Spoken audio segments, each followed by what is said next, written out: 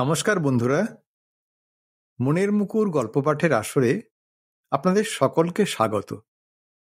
আমাদের আজকের গল্প এ যুগের খ্যাতনামা সাহিত্যিক শীর্ষেন্দু মুখোপাধ্যায় মহাশয়ের একটি খুব মজার গল্প। গল্পের নাম দুই সেরি বাবা। ভুবন মানুষটা খুব ভালো, কিন্তু তার কপাল ভালো নয়। কপালের ফেরে তার মা বসন্ত কুমারী অতিশয় রগচটা মহিলা। মায়ের দাপটে আর গলাবাজির চোটে পাড়া প্রতিবেশীরা কেউ তাদের সঙ্গে সম্পর্ক রাখে না। আবার কপালের দোষে ভুবনের বউ নয়নতারাও সাংঘাতিক দজ্জাল। নয়নতারাকে পছন্দ করে ভুবনের বউ করে এনেছিলেন মা বসন্ত কুমারী।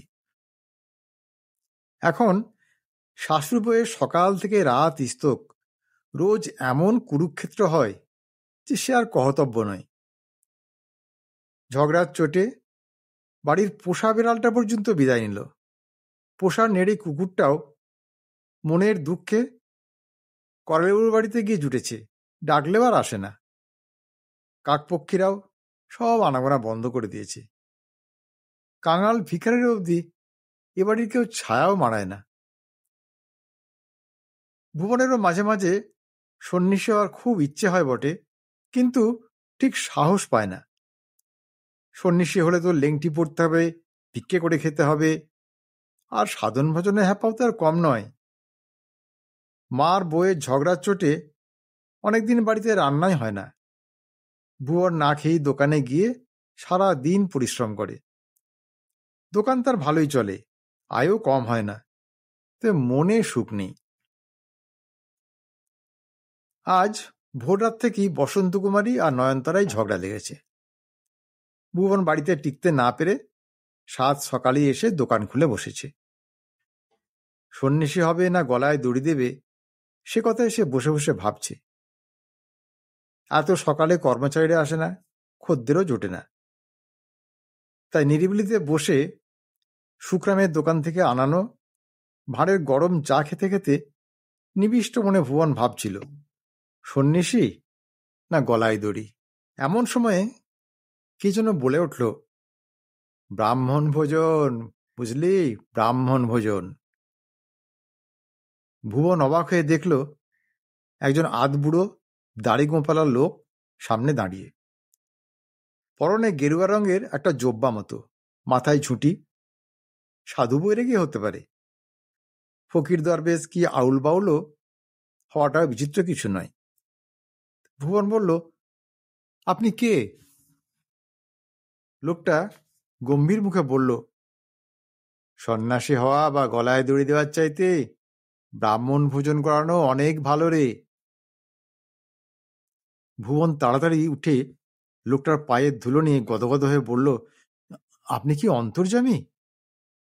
লোকটা খ্যাঁক করে বলে উঠল, অন্তর্যামী হওয়াটা কি খুব সুখের ব্যাপার বলে ভেবেছ নাকি হে বাপু? দিনরাত মানুষের মনের মধ্যে যত আকথা কুকথা বুড়বুড়ি কাটছে সেগুলো সব কান দিয়ে ভেতরে এসে সিঁধচ্ছে। সেটা কি ভালো হচ্ছে রে বাপু? দুটো কান রোজ অপবিত্র হচ্ছে, গঙ্গা জল দিয়ে রোজ পরিষ্কার করতে হয়, বুঝলি? নাঙ্গাবাবু যে কি বিভূতি আমাকে দিলেন, এখন হয়েছে আমার এক জ্বালা। ভুবন হে হে করে বলল, আগে পাপি তাপিদের জন্য না হয় একটু কষ্টই করলেন মহারাজ। আরে থাক থাক, আর দাঁত বার করে বিনয় দেখাতে হবে না। বলি, খাঁটি সর্ষের তেল আছে? ভুবন হাত জোর করে বলল, হ্যাঁ বাবা আছে। দে, তাই এক পলা বের করতে বাবু, গায়ে খড়ি উঠছে। তা খড়ি ওঠারই বা দোষ কি? কৈলাস থেকে হেঁটে আসছি, 4 দিন হলো স্নান নেই। বলেই জোব্বাটা খুলে ফেলল লোকটা। আদুর গা হয়ে একটা টুল টেনে বসে বলল, বেশ ডলায় মলায় করে তেলটা মাখিয়ে দাও তো হে বাপু। ভুবন যেন ভরতে গেল। খুব যত্ন করে তেল মাখাতে মাখাতে বলল, তা বাবা, আপনার শ্রীনামটি কি শুনতে পায় না? তা পাবে না কেন, নাম তো 5 জনকে বলার জন্যই, তবে এ হলো কিনা সাধন মার্গের নাম তো। আমাকে সবাই আদর করে ওই দুশেরই বাবা বলে ডাকে। সকাল বিকেল দুশের করে খাঁটি গরুর দুধ খাওয়ার অভ্যেস কিনা। চোখ বড় বড় করে ভুবন বলল, এক একবারে? ওরে বাপু, দুধ কি আর আমি খাই? সাধন ভজনে আত্মার যে মেহনত হয়, তাতে দুশের দুধ তো নস্যি রে, ওটা আত্মায় টেনে নেয়।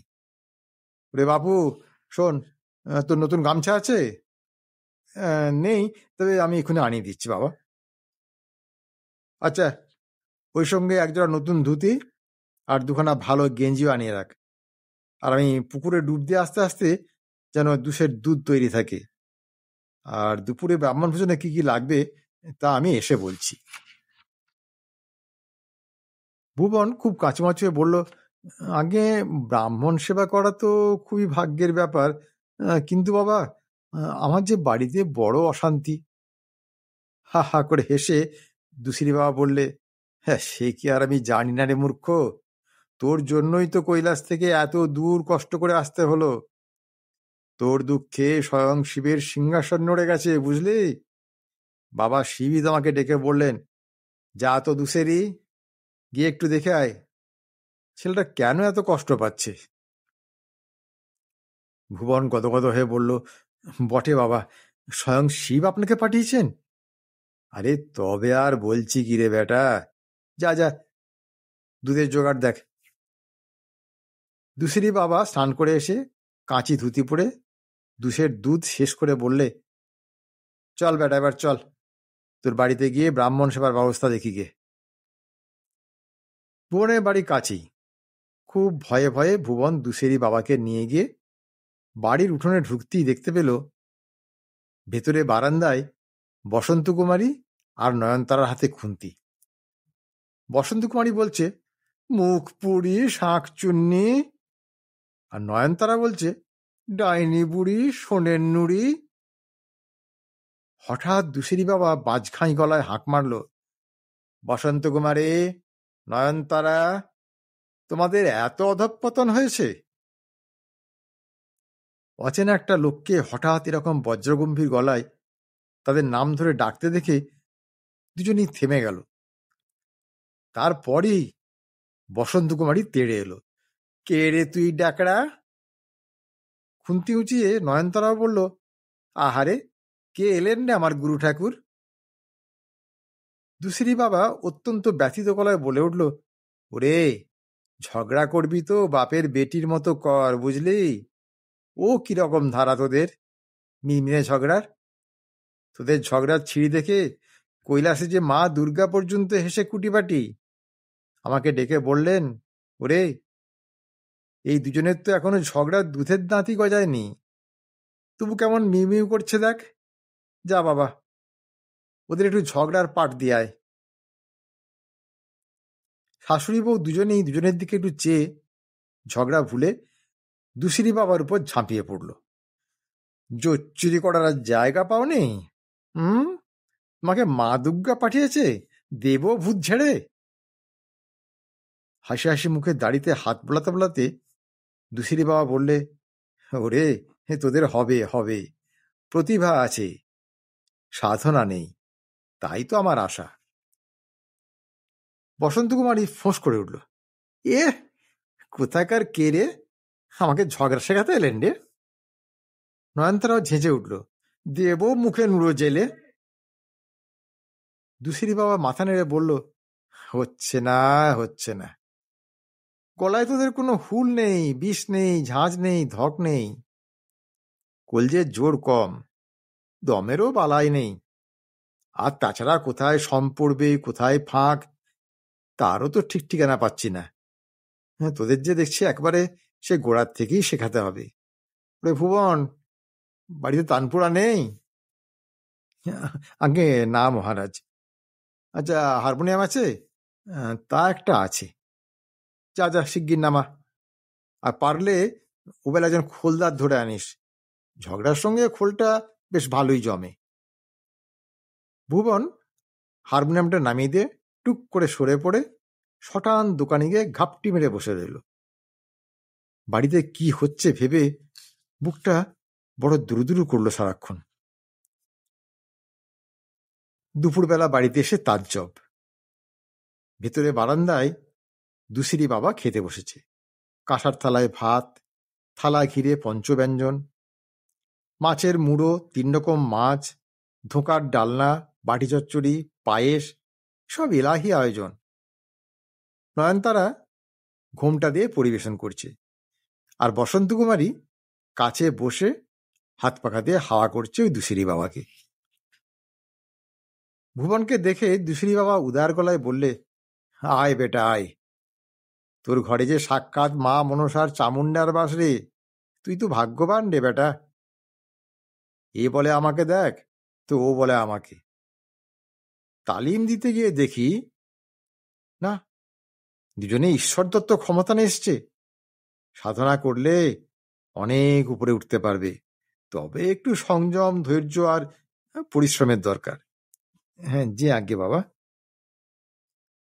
দুপুরে দুশিরি বাবা একটু টেনে দিবানিদ্রা দিল। ভুবন খেয়ে উঠে দেখল তার মা আর বউ রান্নাঘরে মুখোমুখি বসে খাচ্ছে, আর খুব ফিসফিস করে নিজেদের মধ্যেই কি যেন কথা কইছে। দুপুরে একটু গড়িয়ে নিয়ে বিকেলে উঠে ভুবন দেখল দুশিরি বাবা মাদুর পেতে হারমোনিয়াম নিয়ে বসেছে। তার একধারে বসন্ত কুমারী আর অন্য ধারে নয়নতারা। দুশিরি বাবা বসন্ত কুমারীর দিকে চেয়ে বলল, এবার শুরু করো মা। মুখ পুড়ি বলার সময় একটু শুদ্ধ নি লাগাতে হবে, রে যেন মনে থাকে। আর বসন্ত কুমারী ভারী কুণ্ঠিত হয়ে বলল, আমার কি আর বুড়ো বয়সে সব হবে বাবা? আরে আরে হবে হবে, সব হবে। আর নয়নতারা মা, তুমি যখন ডাইনি বুড়ি বলবে তখন কিন্তু কড়ি মধ্যম। নয়নতারা লাজুক মুখে বলল, বড্ড লজ্জা করছে যে বাবা। দৃশ্যটা দেখে ভুবনের চোখে জল এলো। তার জীবনে যে এমন সুদিন আসবে তা সে কখনো কল্পনাও করতে পারেনি। না, লোকটা যদি ঠকজোচ্ছরা হয় তা হোক, ভুবন দুশিরি বাবাকে কখনোই আর ছাড়বে না। আজকের গল্প তাহলে এখানেই শেষ করছি। বন্ধুরা, যদি গল্পটি আপনাদের ভালো লাগে তাহলে অবশ্যই একটি লাইক দেবেন ও ভিডিওটি শেয়ার করবেন। আর মনের মুকুর চ্যানেলটি সাবস্ক্রাইব করে আমাকে আরও অনুপ্রাণিত করবেন। আর গল্পটি কেমন লাগলো তা কমেন্ট করে জানাতে যেন ভুলবেন না। নমস্কার।